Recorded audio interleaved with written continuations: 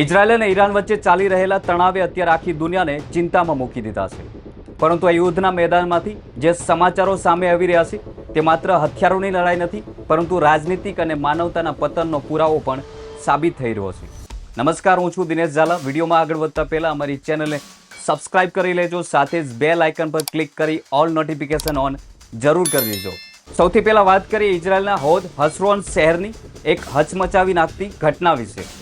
જ્યારે ઈરાન તરફથી મિસાઇલનો વરસાદ થઈ રહ્યો હતો અને આખા શહેરમાં ખતરાના સાયરન ગુંજી રહ્યા હતા, ત્યારે સામાન્ય નાગરિકો જીવ બચાવવા માટે સુરક્ષિત આશરો શોધી રહ્યા હતા.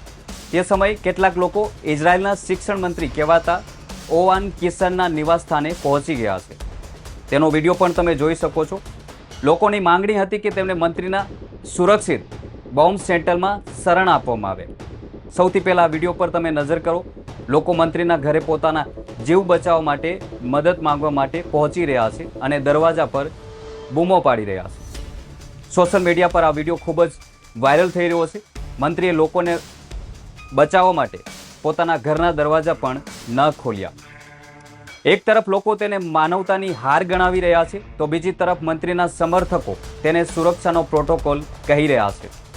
સવાલ એ ઊભો થાય છે કે શું યુદ્ધ જેવી સ્થિતિ વચ્ચે અને કટોકટી વચ્ચે એક પ્રતિનિધિએ માનવતા કરતાં પ્રોટોકોલને વધુ મહત્ત્વ આપવું જોઈએ?